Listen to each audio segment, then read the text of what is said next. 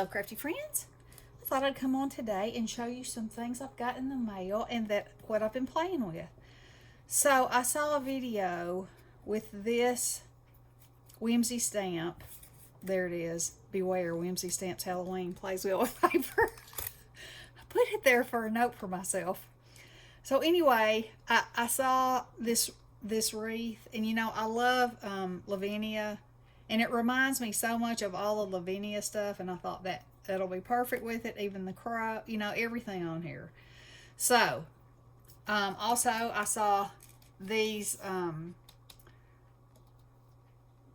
forget what they're called, phrase two or something like that, I don't know, but anyway, it's got the drips and the torn, and then the like a plaque sort of thing for your sentiments.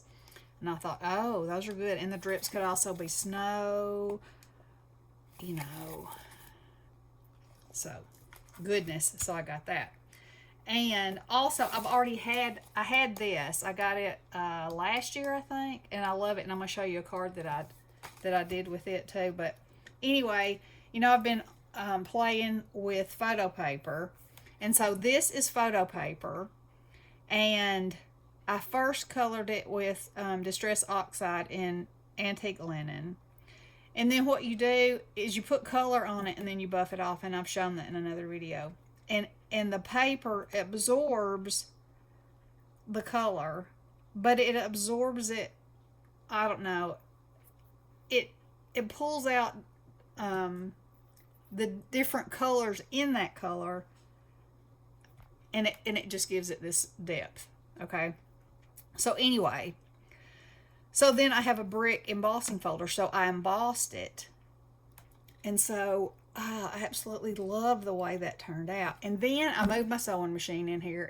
It's been under a table, hidden, you know, and I was just like, you know what, I'm moving my sewing machine in here so I can use it. So I had to do some rearranging once again. But it's in here now, and I can use it whenever I want to. So I sewed a zigzag and a straight stitch, and then I took my Distress crayon and just kind of colored over it and rubbed it with my finger. So that makes it dingy. And that's how I shaded around this, was with a Distress crayon. And I thought it was so effective.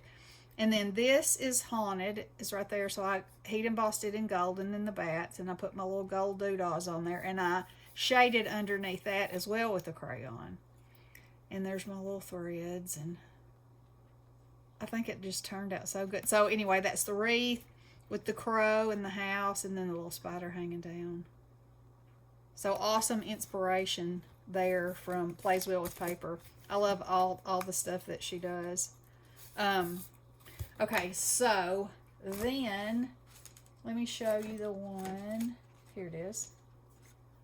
Okay, so then I watched, here's that wreath. Then I watched Juliana Michaels, and it was an older video, but she took a stencil with some wide openings, and she used Distress and inked it, and then she took a stamp pad and stamped in the holes, and then she removed it and sprayed it with oxides and spritz, and it went in all the holes. And so that's what I did in this technique, and I think it is so cool.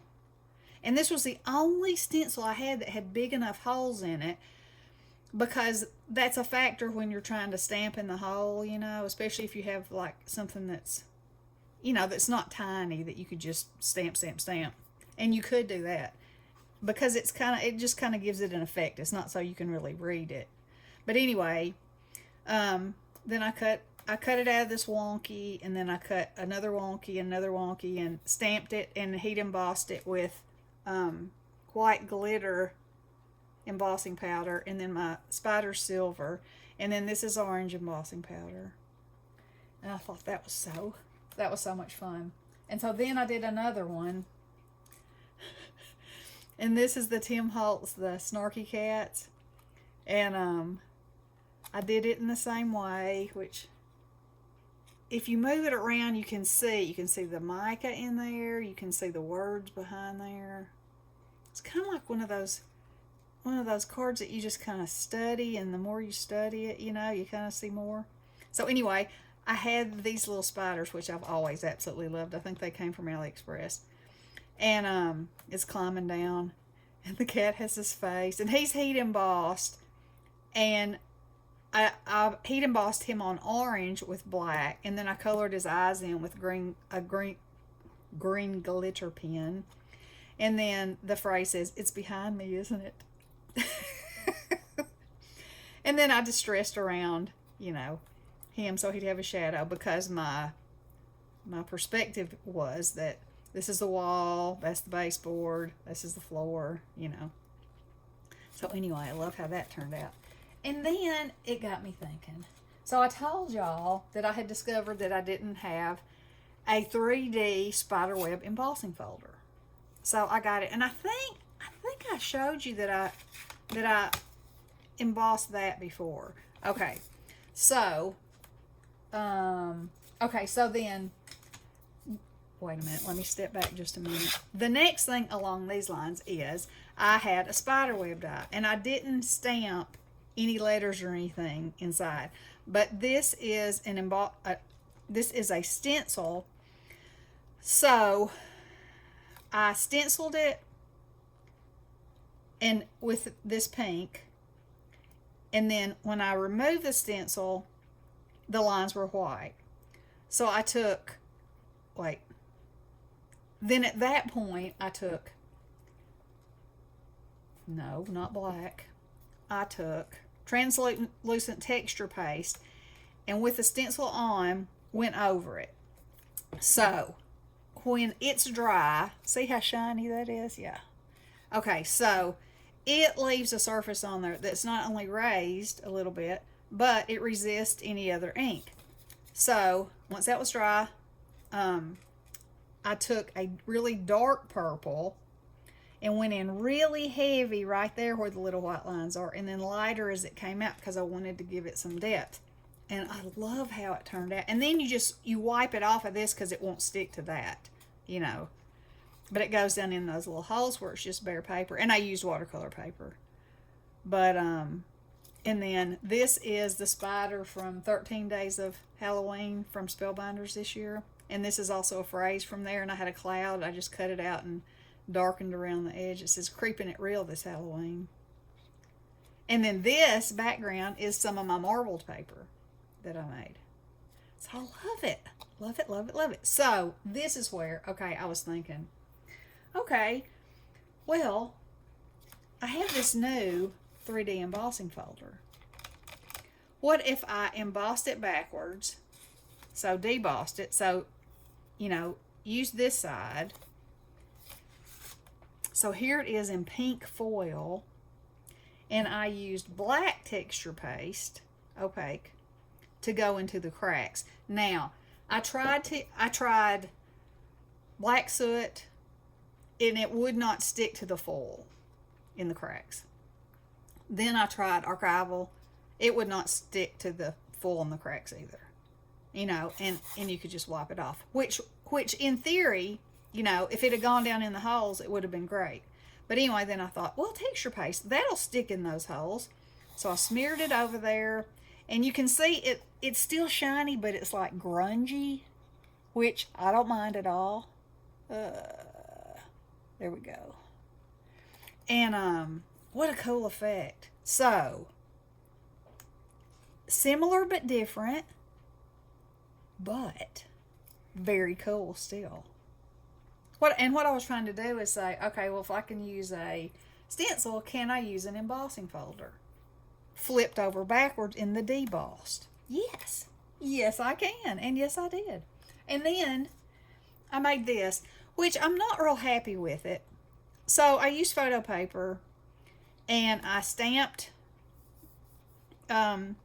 this background, which is this from Whimsy Stamps, which I thought was beautiful.